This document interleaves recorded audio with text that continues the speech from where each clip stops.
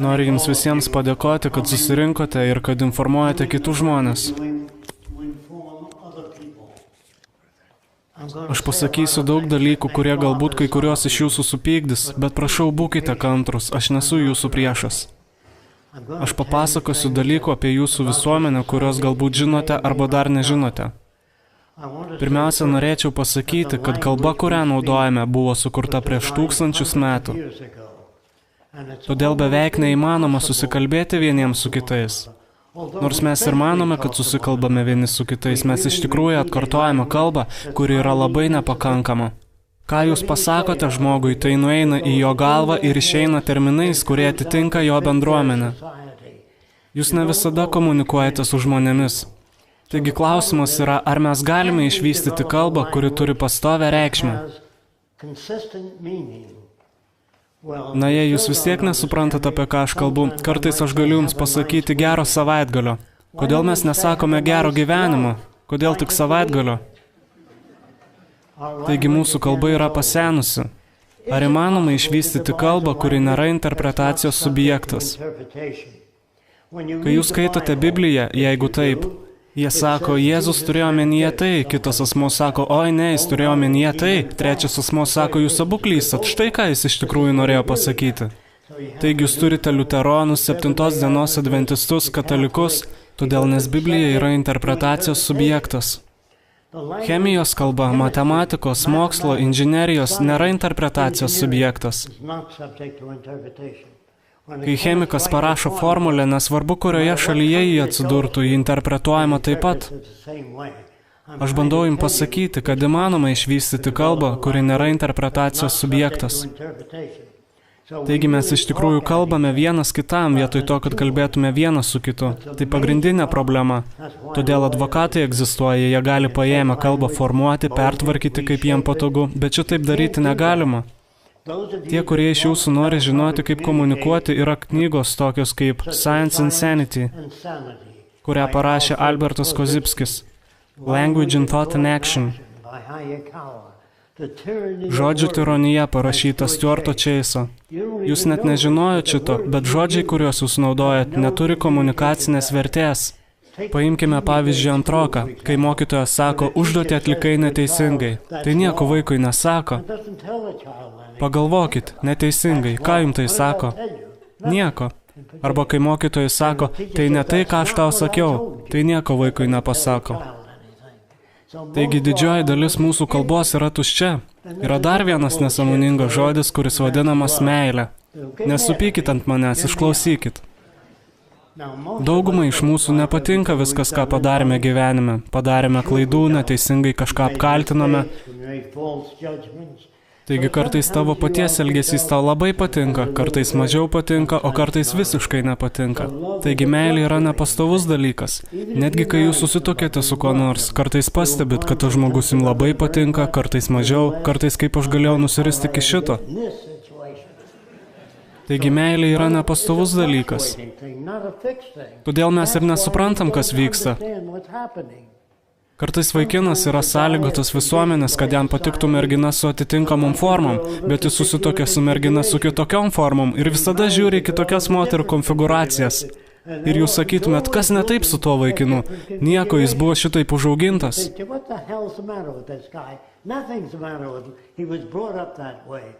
Nėra gerų ar blogų žmonių, nėra kūrybingų ar tingių žmonių. Tai yra melas duotas jums jūsų šalies. Aš truputėlį jums apie tai papasakosiu. Jeigu tu būtum užaugintas Amazonės galvažudžių, tu būtum galvažudys. Ir jei aš tavęs paklausiu, ar tau neskauda širdies, kad tu turi 5 džiovintas galvas, jis atsakytų taip, mano brolis turi 20. Ar jis pamišęs? Ne, tai normalu jo kultūrai. Jeigu jūs būtumėt užaugintas senovės Romoje ir būtum krikščionių, romėnai tikėjo į daug skirtingų dievų. Ir tu ateini su vienu dievu, tu turėtum būti išprotėjęs. Taigi jie padeda tave į areną tarp daug išalkusių liūtų. Ir jie marina liūtus badu savaitę prieš, kad turėtų gerą renginį. Tada jie nurengia krikščionis, kad liūtai galėtų jos lengvai sudraskyti. Visa romėnų šeima ateidavo pasižiūrėti šeštadienį ir sekmadienį, kaip krikščionys sušeriami liūtams. Ir romėnų vaikai sakydavo, tėvelė, ar galėsime ir kitą savaitgalį ateiti pasižiūrėti, kaip krikščionys sušeriami liūtams. Jie elgsiasi gerai, sūneli. Taigi, ar tie žmonės nesveiki? Ne, tai normalu jų kultūrai. Lygiai taip pat kaip ir pas mus vyrų kautynės bokse, kur žiūrime vyrus daužančius vienas kito galvą. Visi dalykai, kuriuos mes darome, yra kvaili ir jiems dar toli iki civilizacijos.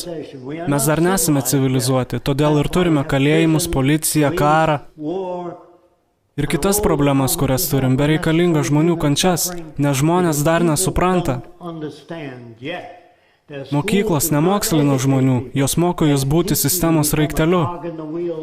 Jie moko jūs būti dailide, inžinieriu, architektu. Visa tai yra klaidingos kryptis. Jie turėtų jūs mokyti, kaip tapti apibendrintai mąstančiu, kaip suprasti praeities istoriją, kurios trūksta visose mūsų universitetuose. Jie bus pašalinti ateityje ir žmonės bus auginami tapti bendrai matančiais. Taigi jie supras žmogaus elgesį, supras, kas padaro žmogų tokį, koks jis yra. Taigi visi iš mūsų esame užauginti tikėti, kad yra įvairių natūrų žmonės, kas iš tikrųjų yra melas. Jie sako, kad japonai negali suvokti technologijų, kad japonai negali suprasti kai kurių dalykų, ar prakeikti lenkai skirti tik tam, kad darytų atitinkamus darbus. Kad prakeikti italai tik atneša mafiją į šią šalį. Ir visas šis pyktis atsirado iš pigios vergijos. Kai airiai atvyko į šią šalį, jie dirbo už pusę tiek, kiek dirbo amerikiečiai. Taigi jie sakydavo, atsikratykime tų prakeiktų airių, jie yra negeri. Jie pasimdavo jų darbus, todėl jie pykdavo ant jų.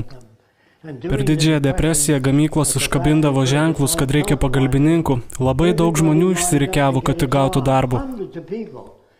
Ir normalus amerikietis, normalus reiškia visiškai bukas, sakydavo, atsikratykime tų prakeiktų svetimšalių, atsikratykime prakeiktų filipiniečių. Todėl nes jie kėlė grėsmę jų darbams, todėl jie taip darydavo. Rasinė diskriminacija yra dar iki šiol toleruojama, bet aš pasakysiu šitaip. Jei normalus Amerikos, ar Graikijos, ar Italijos kūdikis būtų užaugintas nacistinėje Vokietijoje ir ką te būtų matęs yra Heil Hitler, Deutschland über alles. Jie būtų buvę naciais. Jei būtum užaugintas Amerikoje, taip, sere, aš amerikietis ir tuo didžiuojasi. Dauguma amerikiečių nežino, kad prezidentas Džordžas Vašingtonas turėjo 300 vergų. Šiandien jis būtų areštuotas iškart.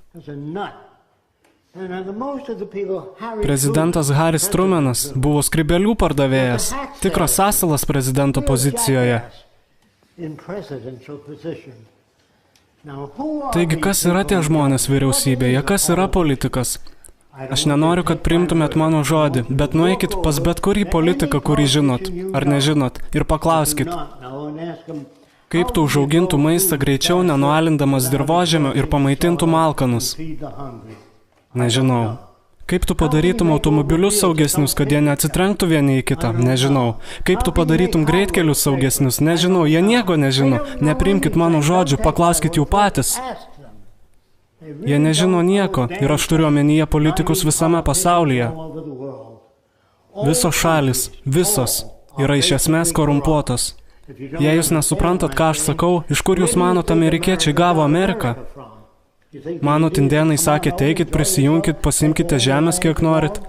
Ne, mes žudėme tūkstančius indėnų. Mes marinome badu 15 milijonų buivolų, kad indėnam būtų sunkiau kovoti. Ir buvo indėnų, kurie iš tikrųjų norėjo atgauti bent dalį žemių. Bet vyriausybė nusprendė, kad reikia atsikratyti tų agresyvių indėnų, kurie nepaklūsta tam, ko mes norim. Taigi jie pasiūlė $10 už kiekvieną nužudytą indėną. Ir atėjęs vaikinas sakydavo, aš ką tik nužudžiau 10 indėnų. Vyriausybė sakydavo, iš kur mums žinot, kad tu nemeluoji. Parnešk indėnų kūno dalis. Taigi jie nupjaudavo jiems skalpą. Amerikiečiai tai darydavo indėnams. Ir jie atnešdavo 10 skalpų, kad iš vyriausybės pasimtų po $10. Nėra gerų amerikiečių, nėra gerų prancūzų, nėra gerų graikų. Visos valstybės yra korumpuotos. Jie sako, saulė niekad nesileidžia Anglijoje. Iš kur jūs manote, anglai gavo visas tas žemes? Jie atėmė jas, žudydami tūkstančių žmonių. Taigi, jei jums nepatinka gretimais jūsų gyvenantis vaikinas, jei tu šauni jį ir nepataikai per 1 centimetrą, tu nesi žudikas. Jei pataikai truputėlį tiksliau, tu žudikas. Taigi šiandien jie turi ginklų su lazeriniais spinduliais, kai jie ant tavęs išeina šoviniai. Jei nutaikai lazerį ne taip tiksliai, kulkos neišeina. Ginklai darosi vis sumanesni, kareiviai vis kvailesni. Jie yra žudimo mašinos. Mes treniruotume karius tapti problemų sprendėjais, siųstume jos atgal į mokyklą, kaip tu išspręsim nesutarimus tarp tautų, kaip tu pagerintum agrokultūrą, kaip kovosime prieš uraganus, širdies ligas. Tai yra tikrosios problemos, ne žudimai. Kai žudai žmonės ir bombarduoja miestus, pamastykite apie abortą. Žmonės sako, dievulėliau tai siaubinga, jie daro abortus, atima gyvybės. Jei tie žmonės būtų pilno proto, kai tu turi karą, tu žudai nešias moteris, vaikus, visus. Kodėl jie nekovoja prieš karą? Kodėl tik prieš abortą? Kažkas yra beprotiškai ne taip su visomis mūsų mokyklomis. Jie turi geriausią įrangą nei bet kada anksčiau universitetuose. Geriausia. Ir karai darosi vis baisesni. Atominė bomba nereiškia nieko palyginus su kobalto bomba. Ji nužudytų žymiai daugiau žmonių. Kiekvienas povandeninis laivas, aš kalbu apie Ameriką, nes tai vienintelė šalis, apie kurią turiu daugiausiai informacijos, ji turi 300 povandeninių laivų. Pasak jūrų laivyno, kiekvienas iš jų turi daugiau naikinančios galios, nei visi karai, kurie buvo istorija kartu sudėjus. Kaip susitvarkyti su tuo? Tada jie sako tokius dalykus, kaip būk geras, būk maloningas. Kaip tu gali būti maloningas? Sakykime, aš turiu įmonę ir parduodu viską 10 kartų greičiau nei tu, to pačio produkto. Jei aš pasidalinčiau tai su tavimi, aš prarasčiau konkurencinį pranašumą. Jei aš turiu patentus, aš atriboju žmonės visame pasaulyje daryti dalykus, kurie padaro gyvenimą geresnį. Tai kaipgi tu gali būti padorus? Taigi tu eini į bažnyčią sekmadieniais ir ką žmonės ten dažniausiai daro? Kvaršina Dievui galvą.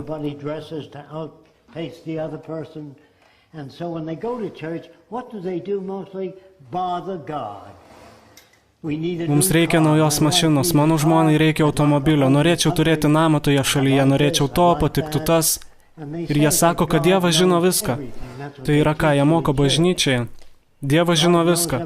Jis sukūrė kiekvieną planetą, kiekvieną galaktiką. Taigi aš nuėjau į bažnyčią ir užgavau dvasininką. Pasakiau, jei Dievas žino viską, kodėl Jėzus įsakinėjo Dievui? Jis atsakė, aš nepamenu, kad Jėzus būtų įsakinėjęs Dievui. Na, jie nukryžiavo Kristų, prieš jį nukryžiuojant jis pakėlė galvą ir pasakė, tėve, atleisk jiem už tai, kad jie nežino, ką daro. Dievas atsakytų, dievulėliau, aš apie tai net nepagalvojau, ačiū. Suprantat, jei jis žino viską, ko Jėzus kam nors jam besako. Kam jūs ką nors jam bepasakojat, jei jis žino viską? Žinai, jis serga, kenčia, prašau sumažykė skausmą. Na, aš apie tai nežinojau, jūsų tiek daug. Gerai? Matote, žmogus sukuria Dievą pagal savo atvaizdą, kažkokį beprotį, kuris supyksta ir sako, Nojau, pastatyk arką, aš užtvindysiu visą šį plotą, man nebepatinka gaminiai, kuriuos padariau, kad neužmuštų visų, jis pasakė Nojui pastatyti arką. Jei jis paėmė po 2 kiekvieno gyvūno rūšis, arka turėjo būti mažiausiai mylios ilgio. Kas išvalė šūdus iš tos valties? Tos istorijos yra tokios absurdiškos, jos net neprotingos. Aš skaitau Bibliją vietoj komiksų knygučių, nes ten nėra nieko, kas būtų prasminga. Dievas sėdi soste, jis sukūrė vyrą ir moterį, padėjo juos į gražų sodą ir tada jis sukūrė gyvatę, kuri vaikščio stačiomis. Pasak Biblijos, ne manęs. Ir gyvatė pasakė, suvalgyk žinojimo vaisių, ir Jeva padarė tai, ir jis abu jos išspyrė lauk iš ten, užrakinęs visus vartus. Visus mylintis, pats maloningiausias Dievas, priešpriešos yra tokios akivaizdžios Biblijoje, kad neįmanoma supras, kaip žmonės to nemato. Taigi Biblijoje, jeigu jūs religingas, yra sakoma nežudyk. Nėra sakoma, gali žudyti antradieniais ir trečiadieniais. Yra sakoma nežudyk. Dar yra sakoma, mylėk savo priešą kaip save patį. Tai reiškia, jei žmogus trenks tau į veidą, atsuk ir kitą žandą. Kas nutiko karo metais su tais krikščionimis? Larrys Kingas kartą man pasakė, ką manai apie krikščionybę. Atsakiau, tai nuostabi idėja, kodėl jie jos nepanaudoja praktikoje.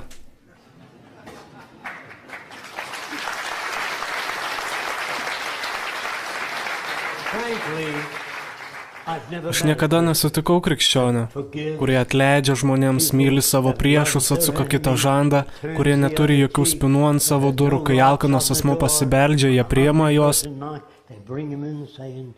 Nedaryk to, ko nenorėtum, kad tau padarytų. Aš niekada nesutikau krikščionių.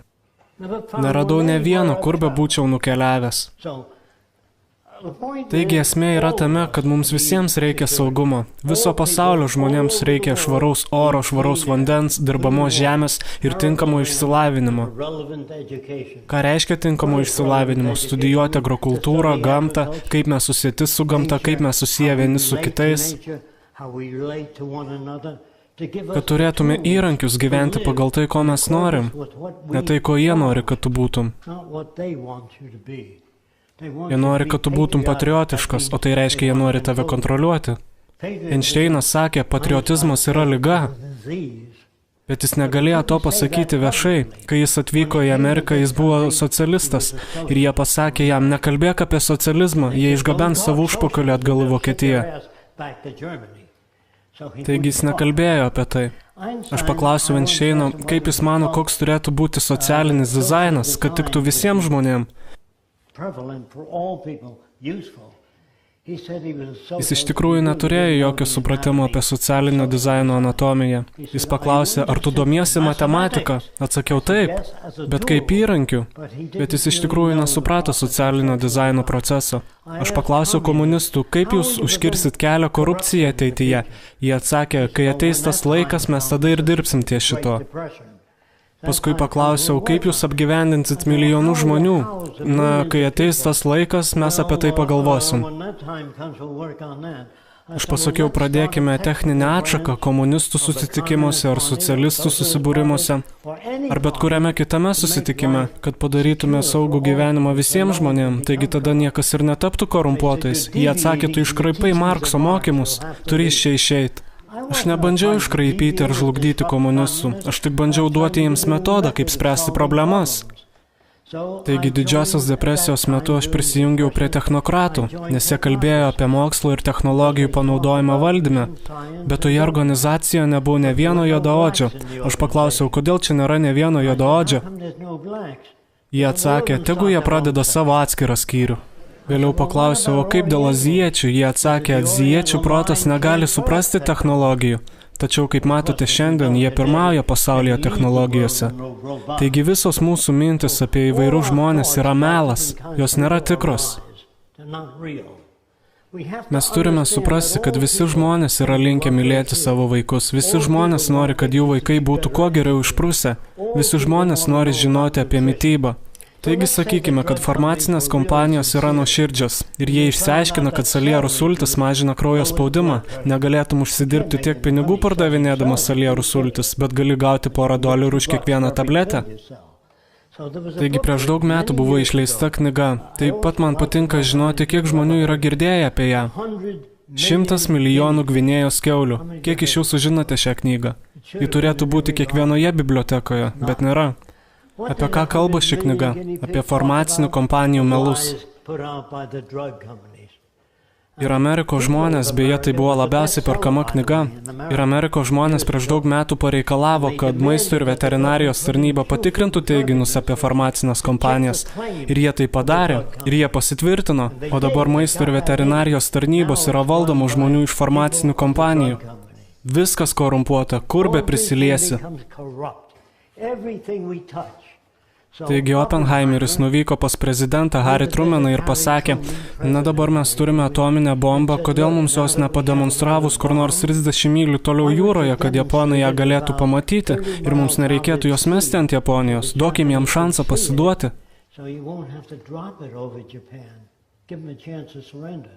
Trumanas atsakė, nežinkis iš mano kabineto, nenoriu daugiau jūsų matyti. Ir jis numetė atominę bombą ant Hirošimos ir Nagasakio, nes jis buvo kvailys. Didžioji dalis prezidentų yra labai buki žmonės. Jie nieko neišmano apie ekologiją, visuomenės evoliuciją. Ir nėra buvę taip, kad kuris nors prezidentas būtų buvęs praplėtęs agrokultūros derlių, padaręs automobilius saugesnius ar lėktuvus saugesnius. Ką jie po velnių veikia? Kas jam davė tą darbą? Yra kažkas siaubingai netaip su mokslo institucijom. Žmonės Vašingtone, aš kalbu apie juos, tačiau manau, kad ir kitos šalis panašios. Žmonės Vašingtone turėtų žinoti daugiau apie žmonių elgesį, naujausias technologijas. Jie sako, jei nori laisvių, rašyk savo kongresmenui. Kodėl tu turi jam rašyti? Jis turėtų žinoti visus tos dalykus. Kai tu skrendi lėktuvu, tu neturi rašyti pilotui, tu skrendi tokiu kampu pusvalandį, išsitiesink. Jie žino savo sritį. Tas pats ir su vyriausybėmis. Jie turėtų žinoti viską apie moderniausias technologijas, žmonių elgesį. Kai uždarote žmogų į kalėjimą, tarkim, jis pavogė laikrodį, kuris kainuoja $115. Ir tai 4. kartas, kai jis padarė šį nusikaltimą.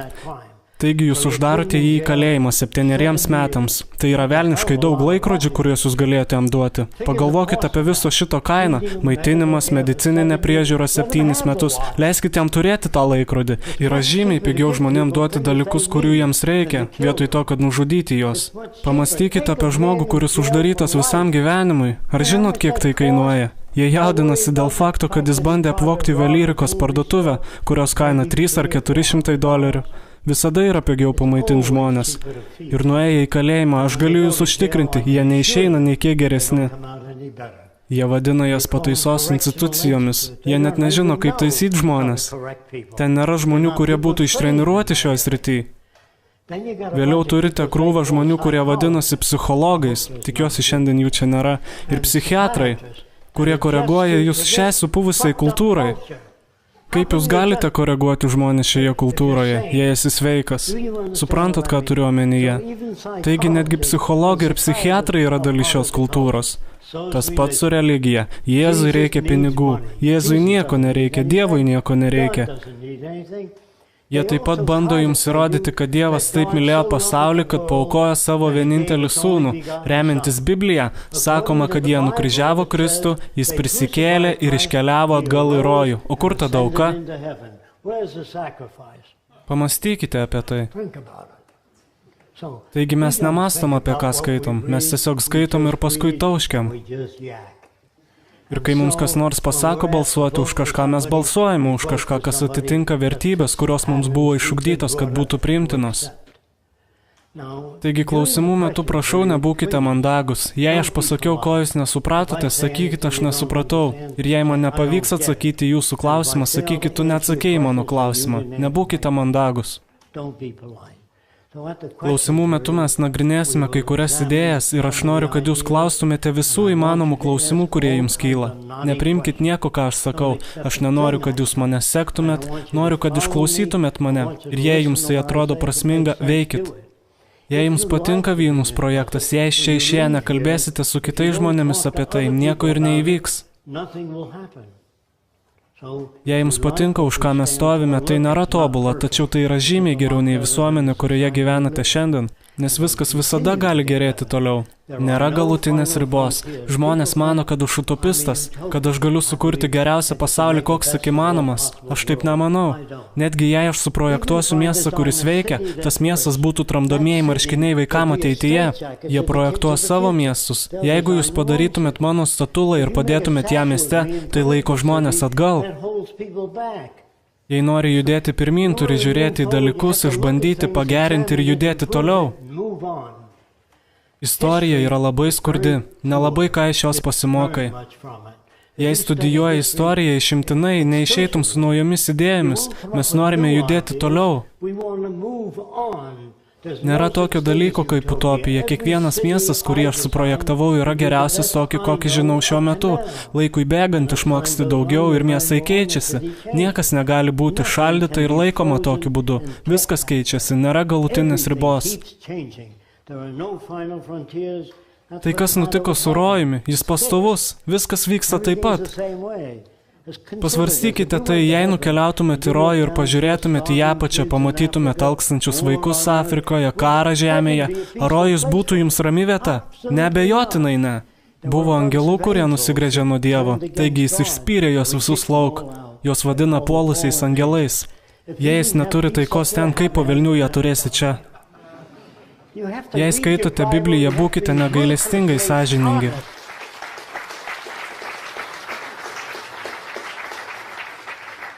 Jei nesate sąžiningi, nieko nebus. Biblijoje sakoma, neteisk ir nebūsi teisiamas. Tai reiškia, neteisk niekieno, tu nežinai pakankamai, kas jį tokiu padarė. Jie taip pat Biblijoje sako, but for the grace of God, go I. Tai yra visi tie, kurios matote invalido vežimėlyje, aklus. Mums visiems taip gali nutikti, tačiau jie nežino, ką daryti apie tai. 1927 metais aš atėjau su maža idėja, kurią aš supratau per šikšnosparnius. Šikšnosparniai gali skraidyti naktį ir niekur neatsitrenkti. Kaip jie tai padaro? Garsu. Taigi aš padariau mažus prietaisus, kurie užsideda ant žmogaus ausų ir generuoja garso bangas. Taigi tu gali girdėti duris, nors esi aklas, gali girdėti objektus prieš save, atsimušant garsų į jį. Taigi mes galim pagaminti šios dalykus miestuose ir akliem žmonėm nebereikės tos baltos lazdelės ar šuns ar dar kažko. Tuo tarpu mes dirbtume ties dirbtinėmis regėjimo sistemomis. Aš manau, kad žmogus gali išspręsti bet kurią problemą. Jei nesuprantat, aš nesilaikau Vokietijos šį kartą, kai kurie žmonės mano, kad tai darau. Mes pastatėme užtvarą, kad užkirstume kelią vokiečiams, kad jie neimtų kaučiuko, bet jie turėjo pakankamai technikų, kad pagamintų sintetinį kaučiuką. Jie viską pasigamino patys. Supraskit, aš nenoriu matyti mokslą ar techniką perimančią valdymą. Ką aš noriu matyti, tai problemos pavedimas technologijoms. Tokius kaip agrokultūrinės.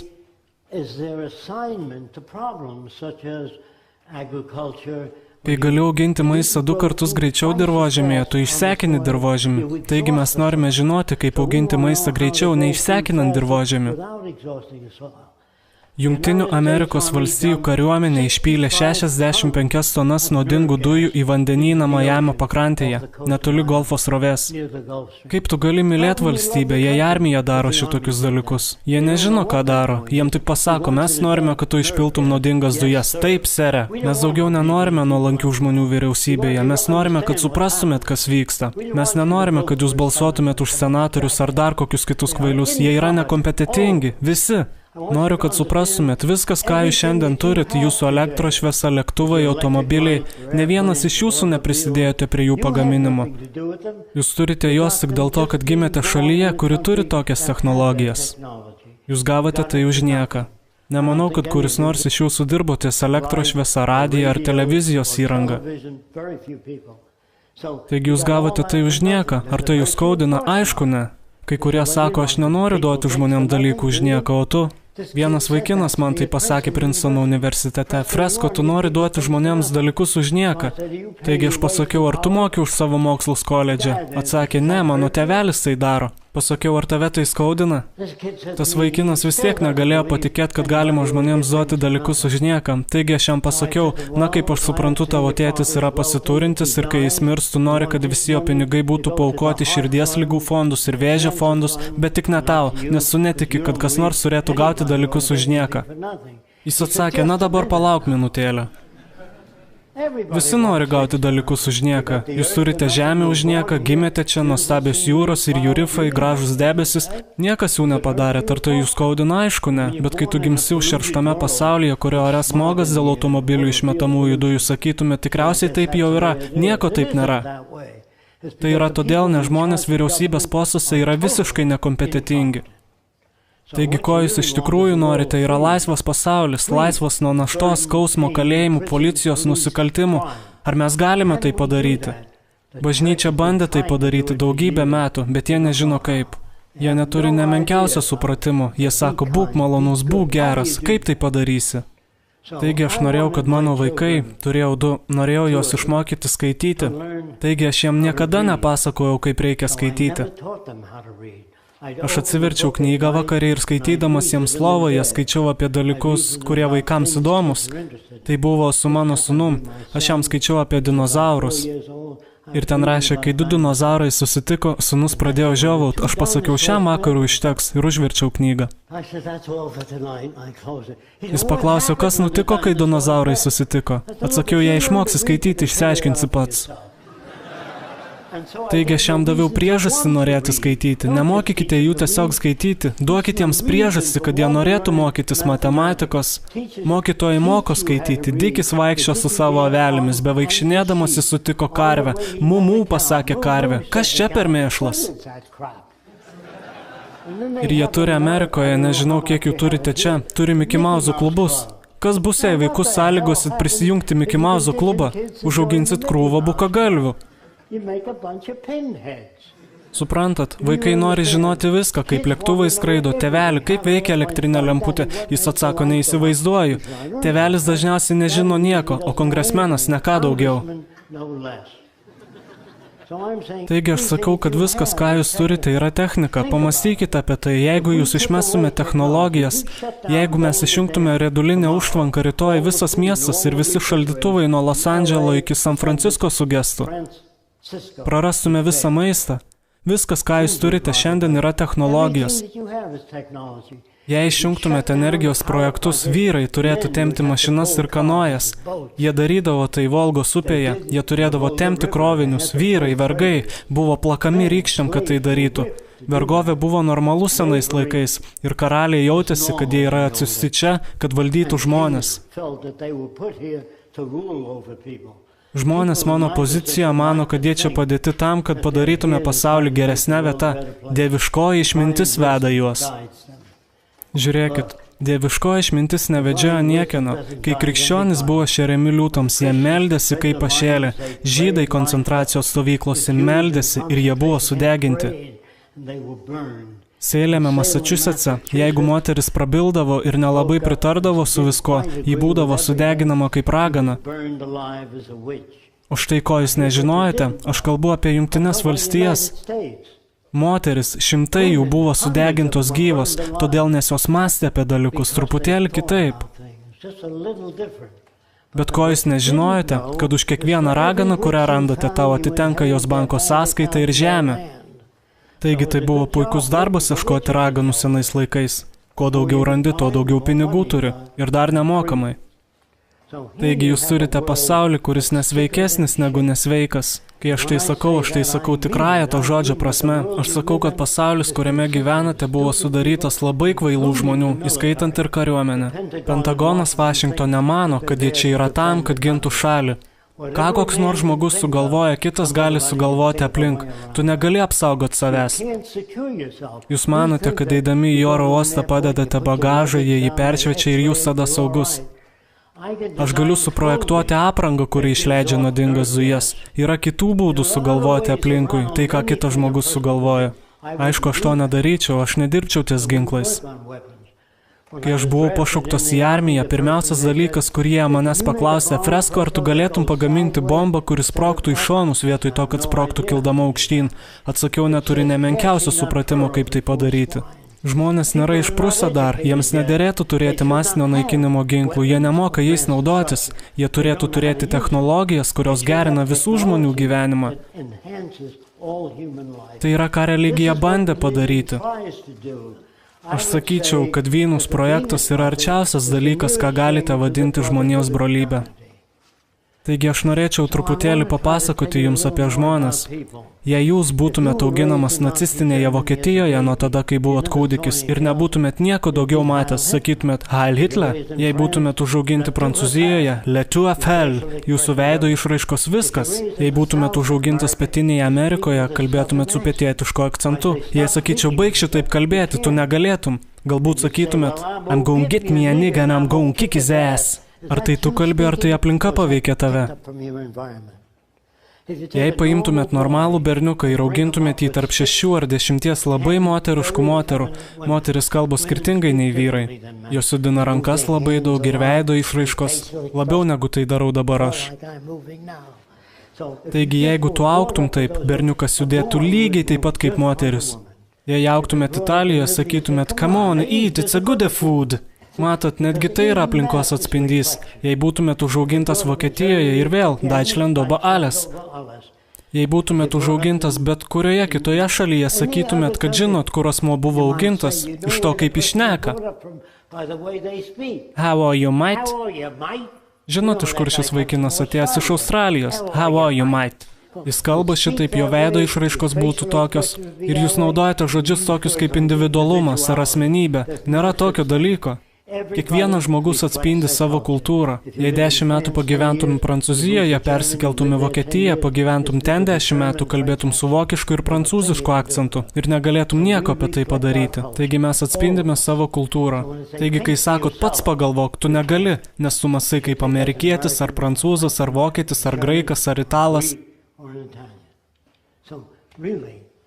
Kai vokiečiai kalba, jie atvykę į šią šalį, jie sako, taip jie kalba, tai vokiečių ir anglų kalbos susikirtimas. Aš dirbau žmogui vardu Ernstas Sudetas, kuris buvo išrinktas kaip geriausias iš geriausių, jis nukovė 71 lėktuvą. Kai aš dirbau pas jo, aš jo paklausiau, kaip tu nukovė 71 lėktuvą? Jei jis nušautų 5 ar 6, tai įmanoma, bet kaip jam pavyko nušauti 71? Jis atsakė, tai buvo labai lengva, Fresko. Aš nuskridau virš eskadrono ir žiūrėjau naujoko, blogo piloto. Ir tada jį nudėdavau. Ar jis geras žmogus? Ar jis mielas? Ar jis žmogiškas? Tas pats ir su Edžiu Rickenbackeriu. Jie visada nuskrisdavo virš eskadronų ir žiūrėdavo vaikinų, kurie negali skristi labai gerai ir tada juos nušaudavo. Tai jums duoda daugybę medalių, daugybę X-om fiuzelažų. Kai jūs esate užauginti, kur daugybė žmonių eina į bažnyčią, kur sakome nužudyk, taigi būdavo labai sunku pasimti žmonės į armiją. Taigi jie tada duodavo japonams ir Kinijos amerikiečiams filmus. Filmas buvo padarytas Franko Capro pavadinimu Kodėl mes kovojame. Ir ten buvo rodoma, kaip japonai prievartauja moteris. Ir sąrašas į armiją pasipildė 75%. Tu turi išmokyti neapykantos, kad turėtum karą kaip veikiančią sistemą. Ir karininkai, kai bebūtų gaila, po 10 metų, tai jiems yra pats įdomiausias laikas jų gyvenime. Jie vėl susirenka Amerikos legionas ir kalbasi apie dienas, kai šaudė tuos prakeiktus nenaudėlius. Ir vokiečiai buvo vadinami prakeiktaisiais, tai mes iššaudėm juos taip pat.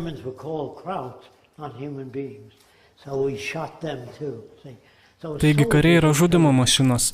Ir jei jūs norite pasaulio be karo, žmonės turi būti išmokinti suprasti, kad visiems žmonėms reikia tų pačių dalykų – gero maisto, sveiko gyvenimo, tinkamo išsilavinimo, o ne žudimų. Nes karas tik kurso neapykantą metų metus.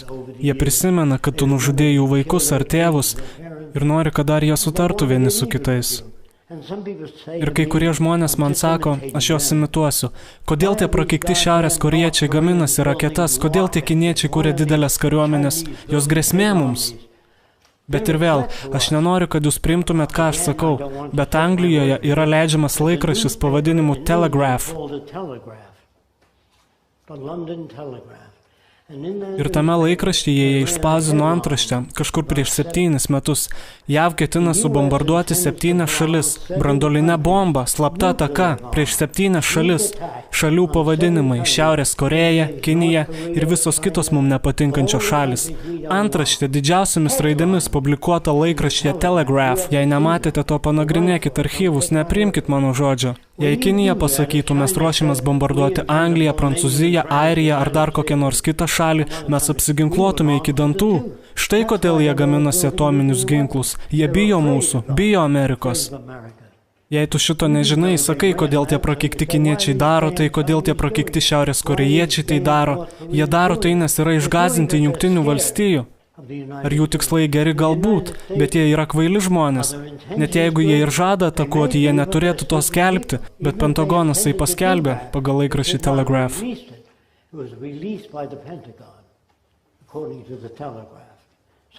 Taigi, štai priežastis. Žmogus elgiasi taip, kaip jis yra sąlygojamas.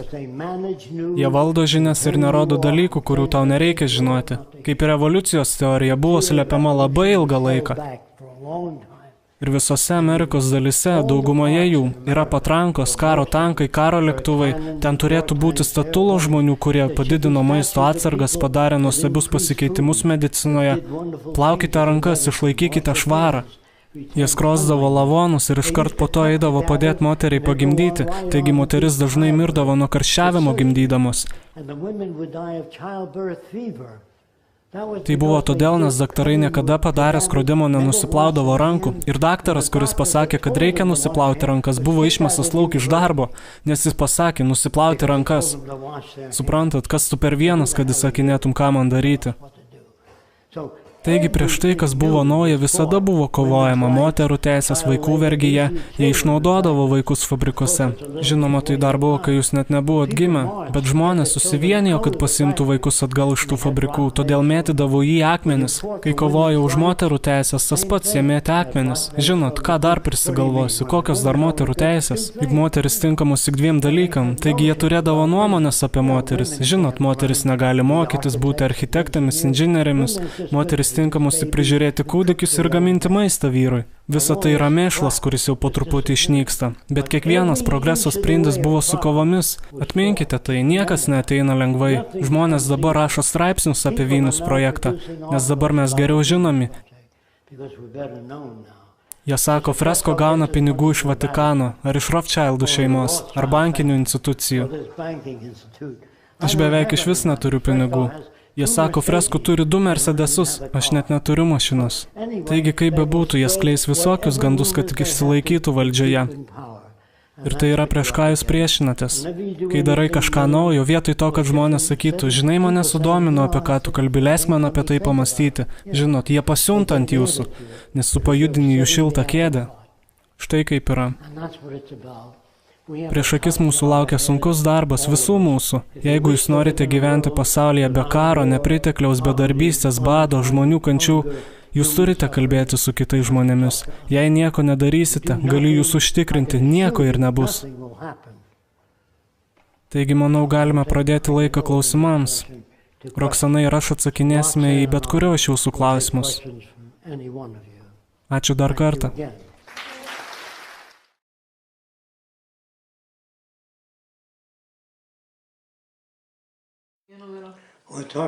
Mes kalbėsime apie žmogaus elgesio prigimties tyrinėjimą.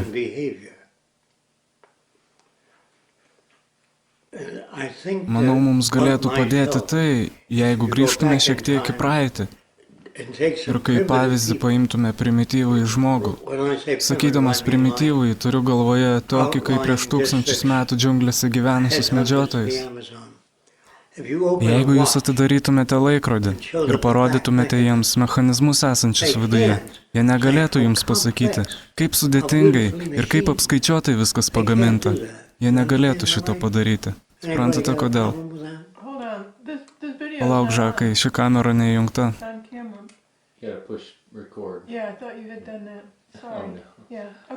Tęsk, Žakai. Jūs turite įsiklausyti kiekvieną žodį. Taigi, jei psichologas nori sužinoti, kaip dirba smegenys, arba, tarkime, neurologas, ką jis daro, tai judina pirštus, taip nustatydamas, kuris smegenų plotas tampa aktyvus. Suprantate? Ta pati galima nustatyti, kai mąstome, sprendžiame problemas.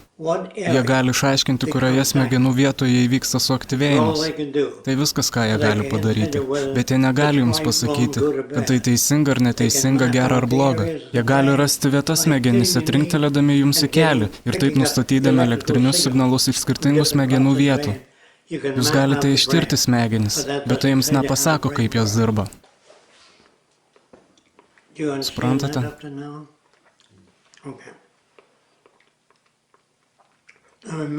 Yra daug žmonių, kurie bando išstudijuoti mąstymą. Jūs negalite jo išstudijuoti. Tai tas pats lyg paimti primityvę technologiją. Paimti ją prieš 100 metų, parodyti jiems tranzistorių ir paklausti, kas tai yra. Jie negalėtų pasakyti, kas tai yra. Jie nežinotų, kas yra tranzistorius. Jie nežinotų, kas yra kondensatorius. Jie nežinotų, kas yra elektros lemputė. Na, o jeigu mes paklausime chemiko, Jūs galėtų mums pasakyti, ką apima tranzistorius, kad tai tam tikras kiekis magnio, silikono, suprantate apie ką aš, bet jis negalėtų pasakyti, kas tai yra. Smegenų studijavimas jums visiškai nieko apie tai nesako. Jūs turite studijuoti smegenų reakcijas, priklausančias nuo aplinkos. Smegenys yra reaguojantysis mechanizmas. Kai išviečiate į akį ryškią šviesą, ji tai reaguoja. Taigi jūs galite pasakyti, kiek stipriai ar nestipriai jį reaguoja, bet jūs negalite pasakyti, kas tai yra. Smegenų studijavimas jums nieko neduoda, nebent jūs studijuojate jų santykį su aplinka. Paukštis, nors ir su sparnais, negali skraidyti ten, kur nėra oro. Ir jis nustotų skraidyti, jeigu jūs uždėtumėte jam deguonies kaukę. Jis plasnotų savo sparnais, bet nenorėtų pakilti nuo žemės. Kurį laiką jis net bandytų išskristi. Tik su oru jis pradėtų judėti. Jei jis nuleistų vieną savo sparną žemyn, nukreiptų sparną į vėją, taip jis pasisuktų. Paukščiai instinktyviai nežino, kaip reikia skraidyti. Jis plasnoja savo sparnais įvairiomis kryptimis.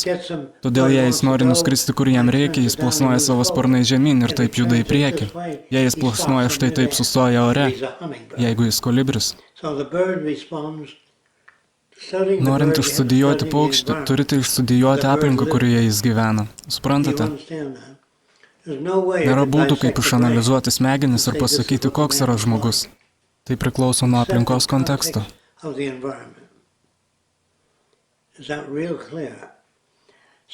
Taigi, jei aš noriu analizuoti žmogaus elgesį, ką aš iš tikrųjų analizuoju, yra žmonių reakcijos į jiems duotą aplinką. Aš negaliu tyrinėti žmogaus elgesio, aš galiu tyrinėti jų reakcijas. Kai kas nors nudegina, jie atsitraukia nuo to. Kai šalta, jie galbūt priartės prie to, žiūrint kokią situaciją. Jei žmogus braido žemyn upe ir pamato plaukiančią žuvelę ir jis norėtų ją pagriebti, paprastai jam nepavyktų. Bet jeigu jis užsimotų tinkleliu, judesys būtų greitesnis nei su ranka.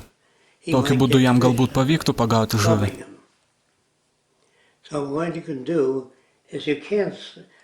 Primityvios smegenys neatrodo kitaip. Jei jūs turite milijardus asociacijų su būbų, su abstrakčiais dalykais, jūs esate ramus, nes tikite tais, kurie jums davė jų reikšmes, kad suprastumėte, apie ką jie kalba. Jums net nereikia žinoti, apie ką jie kalba. Šitaip negalima nieko daryti. Turi susidaryti bendrą vaizdą ir tada savęs paklausti, ko nori. Kokio pasaulio tu nori. Taigi, aš turiu skirtingų miestų piešinius. Šitie miestai turi tikslą ir jie nėra paprasti miestai. Šių miestų tikslas yra padaryti dalykus tinkamus žmogui, į kuriuos jis reaguoja. Nes nėra kito pasirinkimo. Žmonės, kurie gyvena mieste, jaučia daug skirtingų reakcijų į jį. Tai mano namai, čia gimė mano senelis, tai mano mylimiausias miestas, bet jie iš tikrųjų nesupranta, kas yra miestas ir kam jis tarnauja. Jie naudoja tokius žodžius kaip užuovėja. Namai yra užuovėja. Bet kai tu dėvi nardymo kostiumą ir neri po vandeniu, tai uždara aplinka. Užuovėja, skirta gyvenimui po vandeniu. Jei žmogus išskrenda į kosmosą, jis su savimi pasima orą, kuris jau yra kostiume. Ir tame kostiume jis turi įvairią įrangą, kurios jam gali prireikti, atliekant misiją. Bet jeigu jūs jam duotumėt knygą pasiimti kartu su savimi, novelę, tai būtų tik nereikalingas svoris, nes tokia knyga niekam netarnautų. O jeigu jūs jam duotumėte skubios pagalbos knygą, kaip elgtis, kai baigėsi deguonis ar vyksta kas nors nenumatyto, tai jau būtų kažkas. Bet knyga apie tai, kaip indėnai gaudo žuvis, neduotų jokios naudos kosmose. Mūsų visuomenė yra perpildyta tuom, kaip indėnai gaudo žuvis. Čia galybė nereikšmingos informacijos, nereikšmingiams žmonių poreikiams. Ar viskas turi būti moksliška? Jei ne, tai taps mažiau svarbu. Ar yra vieta ne vien mokslui? Sakydamas ne vien mokslui, jūs turite galvoje spekuliacinės savokas? Ar moksliškai, aš nežinau, pabandykime įsiaiškinti. Ar tai reiškia, kad jūs išsiaiškinsite? Nebūtinai. Jūs išsiaiškinsite, jeigu turėsite atitinkamus reikmenis. Taigi, jūs negalite klausti, kas yra smegenis arba kaip jos veikia, nebent išskirtume situacijos kontekstą. Manau, kad kai kurie gyvūnai reaguoja į dydį. Jei meška atsistoja, ji nesistengia jūsų nustebinti savo dydžiu. Ji tiesiog atsistoja. Ir jei jūs į tai sureaguosite, meška atsistos dar kartą. Bet taip nėra, kad aš atsistosiu, nes atrodysiu didesnis ir taip išgąsdinti tą vaikiną. Meška taip nemąsto. Neurologas, kuris nori išstudijuoti žmogaus elgesį, užaugo tikėdamas laisva valia. Todėl jam turėtų būti skaudu, nes jis nebegali nieko žiūrėti objektyviai. Nes nėra tokio dalyko. Jis tik gali parašyti, kaip žmogus pamatęs lavą ir ją įkišęs pirštą nuo jos atsitraukia, nesidegina. O štai chemikas nori sužinoti, kas yra lava. Jis sako, yra tiek ir tiek magnio, daug išsilydžiusių uolienų, bet vis tiek duoda jam pavadinimą ir vadina ją lava. O tai reiškia, kad žodis yra kažkam priskiriamas. Jei asmuo elgiasi blogai, arba jei elgesys nėra susijęs su situacija, kai pavyzdžiui esu matęs, kai berniukas suvažinėja automobilis ir jo motina sako, jis negali būti miręs, jis turi būti gyvas. O tai reiškia, kad situacija neprimtina.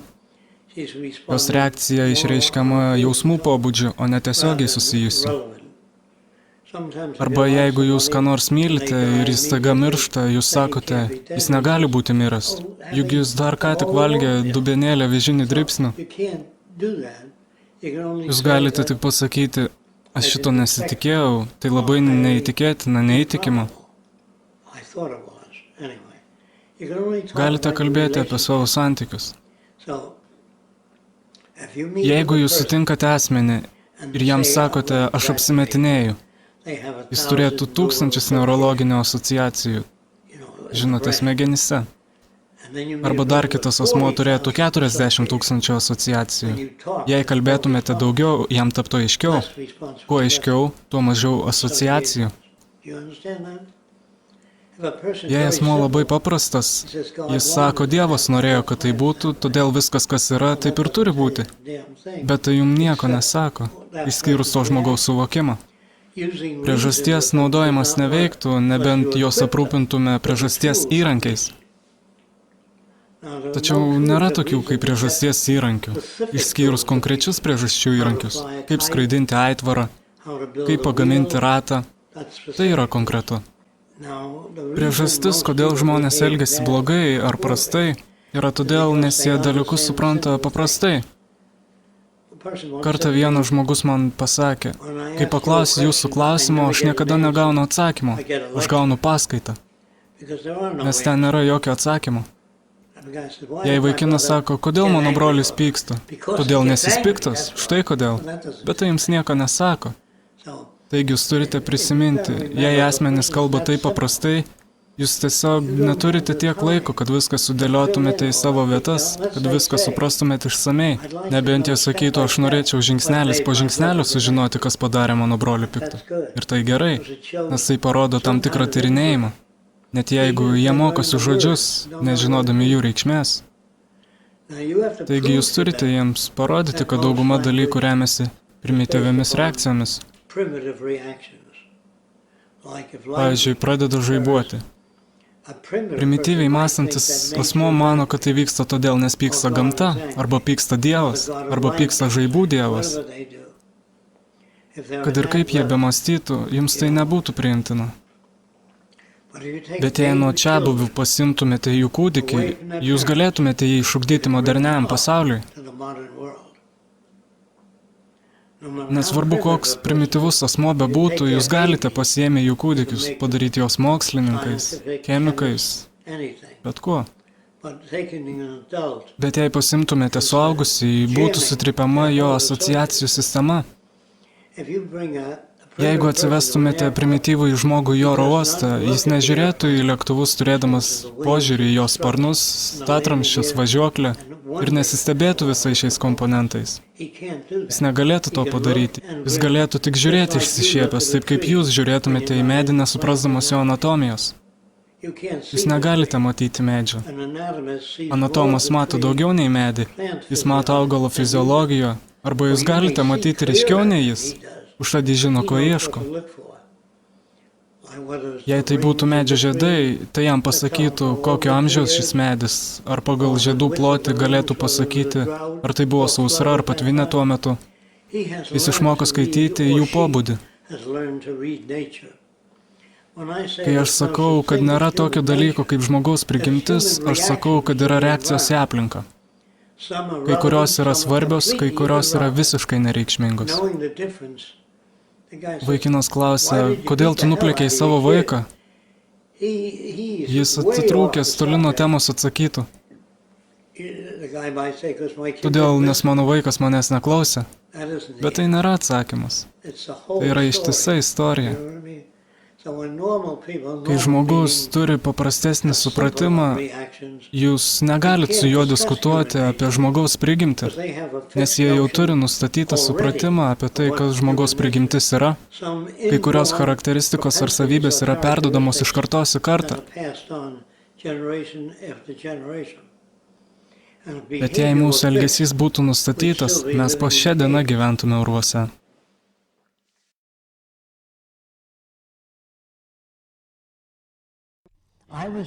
Katalikų šventikas man kartą pasakė, yra dalykai anapus fizinių. Tu nori padaryti pasaulį geresnį, tačiau yra dvasiniai aspektai. Ir aš paklausiau, ką turiu omenyje dvasiniai? Tu turi omenyje nerakini durų, priemi visus į savo namus, maitini alkanus. Oi, ne. Taigi žodis dvasingas turi apibrėžti, ką turi omenyje. Tikrai dvasingas asmuo skleidžia mokymus religijos arba idėjas, kaip rūpintis kitais. Jėzus niekada nieko neparašė, jis kalbėjo su žmonėmis. Ir žmonės sakydavo, aš manau, jis turėjo omenyje tai, ne, jis turėjo omenyje kitką.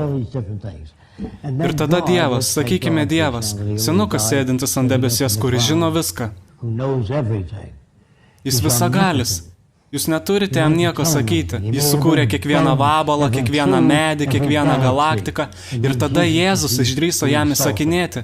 Štai kur jis įžeidė jį. Prieš tai, kol jie nukryžiavo Kristų, jis pažiūrėjo į dangų ir pasakė, Tėve, atleisk jiem už tai, kad jie nežino, ką daro. Dievas atsakytų, o, aš apie tai net nepagalvojau. Kaip jūs galite melstis Dievui, kaip jūs galite kalbėti su juo? Jūs negalėtumėt susikalbėti su Einšteinu tais laikais, bet jie visada bendrauja su Dievu. Jie mano, kad turi ego problemų, kad jie yra specialiai atrinkti. Žydai, Dievo išrinkti žmonės, vokiečiai, pagrindinė rasė. Visi tie egocentriški žmogeliai mano, kad jie yra atsiųsti čia, kad vestų pasaulį geresnę kryptimi. Taigi dauguma žmonių nežino, kaip atsirado žemė, nežino, kaip atsirado gyvybė, taigi jie sukūrė Dievą, kuris sutvėrė vyrą ir moterį, tada jis išspyrė juos iš to nuostabaus sodo. Kaip jis tai padarė, gyvatės vaikščiodavo stačiomis ir gyvatė pasakė, suvalgyk pažinimo vaisių. Kas sukūrė gyvatę? Dievas, bet jis tave myli. Sukūrė gyvatę ir tada jį pasakė, išduok savo geriausią draugą su jo žmona. Tokia buvo vilionė. Taigi gyvatė buvo tokia bloga ir Dievas įtūžo ant to, ką pats sukūrė. Ir pasakė, nuo dabar tu šliaužiasi ant pilvo. Jie turi dar vieną dalyką apie arklius. Priežastis, dėl kurios arkliai miega stovėdami, nes kažkoks šventas žmogus paprašė arklio, kad jis perneštų jį per upę ir arklys atsakė, ne, nuo šiol tu miegosi stovėdamas. Taigi turime tokias kvailystės. Galilėjas rado kriauklę ant kalno viršūnės. Jis jas nunešė į bažnyčią ir pasakė, gal kažkada kalnas buvo po vandeniu ir buvo išstumtas į viršų. Ir kunigas pasakė, ne, velnias padėjo juos, kad tave suklaidintų. Taigi visi, kurie tikite į Dievą, turite pagalvoti, kad Dievo žmonės sukuria panašų į save. Vyrukas supykęs sukuria potvinius, ligas, tai nėra Dievas.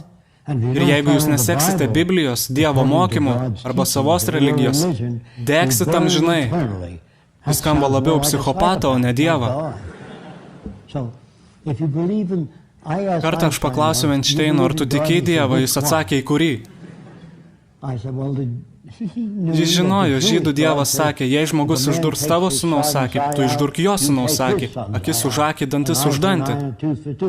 Krikščionių Dievas sakė, kai kas nors tau trenks į žandą, atsuk ir kitą žandą.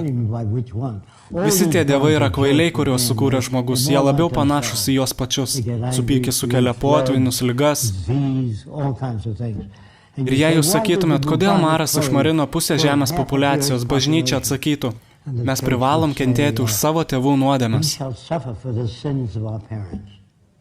Mokslas yra, kai Maras pradeda naikinti žmonės ir jie sako, mes nežinome, kodėl tai vyksta. Ir tai labai gerai, aš nežinau. Taigi jie randa užkratą žiurkėse, kurios užkrečia žmonės maru. Ir jie pradeda naikinti žiurkių populiaciją ir sunaikina marą. Aš nesakau, kad mokslas yra tobulas, tačiau jis yra arčiau mūsų problemų, negu bet kuri kita sistema. Taigi, kai žmogus kuria įstatymus, tai reiškia, kad jis neišsprendžia problemos. Visi žmogaus sukurti įstatymai yra BS, bad science. Visi žmogaus sukurti įstatymai nesprendžia problemų, jie sukuria įstatymų. Ko iš tikrųjų reikia? Yra rašoma, vairuokite atsargiai, greitkelis slidus, kai šlapia. Taigi diegiame stabdžius greitkelyje ir jis nebėra slidus, kai šlapia ir metam lauktą ženklą. Jie taip pat sako, vairuokite atsargiai mokinių perėją. Mes suprojektavome greitkelį, kuris atrodo kaip viena kolona, sujungta su kita kolona. Ir kai vaikas paspaudžia mygtuką, greitkelis pasikelia štai taip, taigi jokia mašina negali pervažiuoti vaiko. Suprantate, štai ko iš tikrųjų reikia. Niekam nereikia jokio ženklo, tie kvaili politikai nėra technikai. Žmonės iš tikrųjų nežino, ką daryti, taigi jie iškelia ženklus negalima vogti, nevok, nemelok. Tai nekeičia žmonių. Galite nuėję į kalėjimą pamatyti vyrus aplink kaklą nešiojančius kryželius. Aš prisimenu Antro pasaulinio karo metais, kai bažnyčios vyskupas laimino karo tankus ir kareivius. Beje, jis buvo katalikas. O kitoj šaly kitas kunigas laimino kitus karo tankus ten, tie patys vyskupai, ta pati religija. Religingi žmonės ypatingai kvaili. Jei atsiversumėt Bibliją, pamatytumėt, kad Nojaus arka turėjo būti bent jau kilometro ilgio, kad sutalpint po 2 kiekvienos rūšies gyvūnus. Baltąją mešką, žirafą, žinot. Ir laivas turėjo būti pilnutėlį šūdų. Kas juos išvalė? Taigi istorijos Biblijoje nėra blogos, jos fantastiškai elementarios. Kvailos istorijos apie atsistojusi Mozę ir perskirusi Raudonoją jūrą.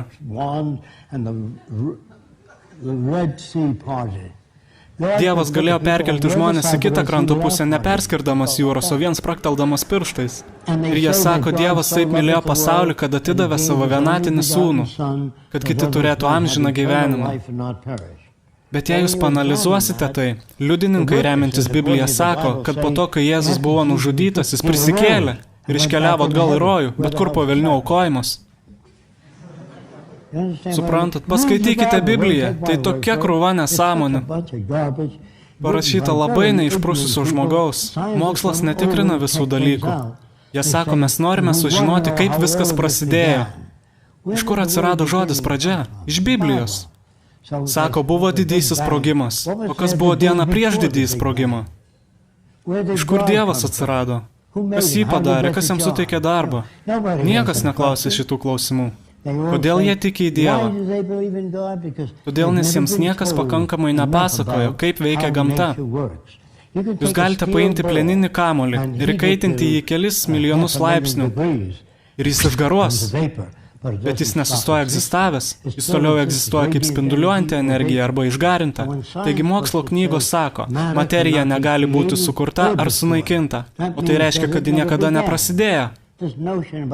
Net kai aš mirsiu, jei mane palaidosit vieną pėdą po žemę, visi augalai augs aukštesni virš manęs, visi kirminėliai bus stambesni. Tai kas nutiks su fresko? Jis taps dalis kažko kito. Taigi dalykai, kuriuos tu suvalgai, yra tai, kas tu esi. Tavo ląstelės, jei suvalgai viščiuko, kiaulės mėsą, pavirsta į žmogaus ląsteles. Taigi jūs esate padaryti iš to, ką suvalgėte. Augalai iš tokių dalykų.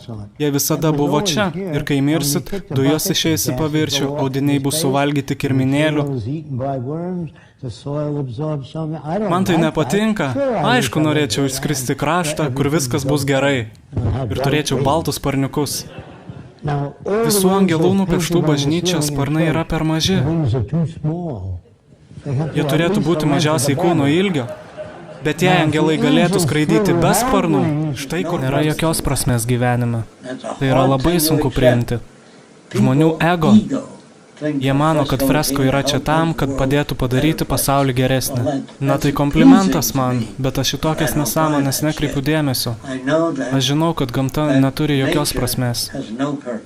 Taigi jie sako, mes turime akis, kad matytume. Tai skamba prasmingai visiems normaliems žmonėms, kurie yra visiškai buki. Kartą į mano laboratoriją atėjo mokslininkas ir pasakė, akių paskirtis yra matyti. Aš jo paklausiau, ar tu iš tikrųjų tuo tiki, jis pasakė taip. Taigi aš jį nuvedžiau į spintą, uždariau duris ir pasakiau, matyk. Jis pasakė, aš nieko nematau, jung šviesą. Taigi tu turi akis ir matai, jei yra šviesa, bet neturi akių tam, kad matytum. Jie mano, kad tu turi ausis, kad girdėtum. Ne, tu turi ausis ir girdi. Kai kurie gyvūnai sukinė ausis įvairiomis kryptimis.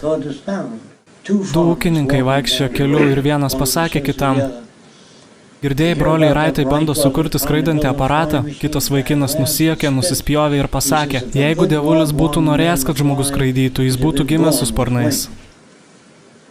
Na, jei dievulis būtų norėjęs, kad tu dėvėtum rūbus, tu būtum gimęs su kostiumu. Jei jis norėtų, kad tu gyventum name, būtum gimęs name.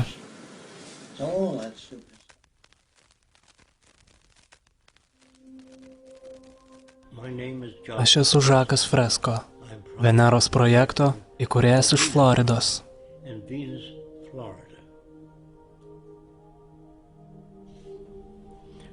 Politika buvo gerai prieš 100 metų. Šiandien politikai visiškai negeba spręsti jokių problemų. Nes jie nesimokė elgesio supratimo, nesimokė agrokultūros, nesimokė okeanografijos. Jie visiškai nieko nežino apie veiksnius, kurie veikia pasaulį. Taigi jie kalba tai, ką žmonės nori girdėti, tam, kad būtų išrinkti. Na, o mokslininkai nėra suinteresuoti visuomenės pritarimui. Ką jie daro, net jei visas pasaulis mano, kad Žemė plokščia, jie sako, jūs klystate, štai mes turime įrodymus, kurie remia faktą, kad Žemė yra apvali, bet jie nesako, ji truputį apvali, truputį plokščia.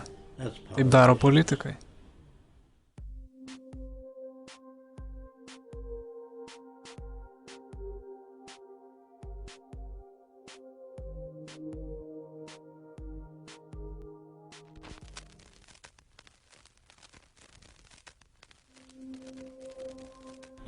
Aš esu Žakas Fresko, Veneros projekto įkūrėjas iš Floridos.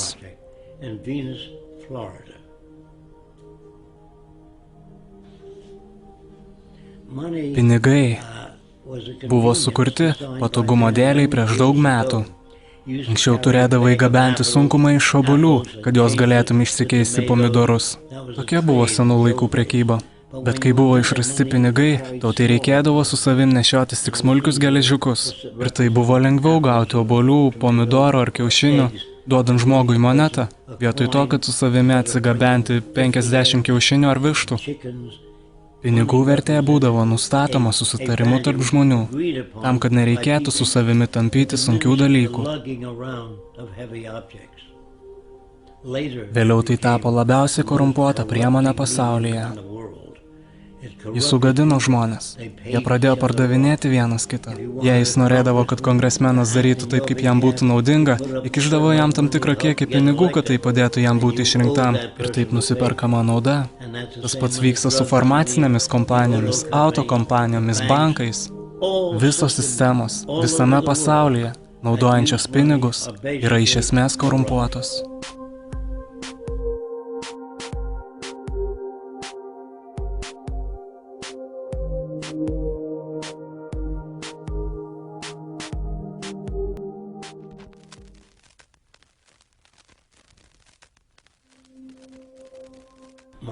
Aš esu Žakas Fresko, Veneros projekto įkūrėjas iš Floridos.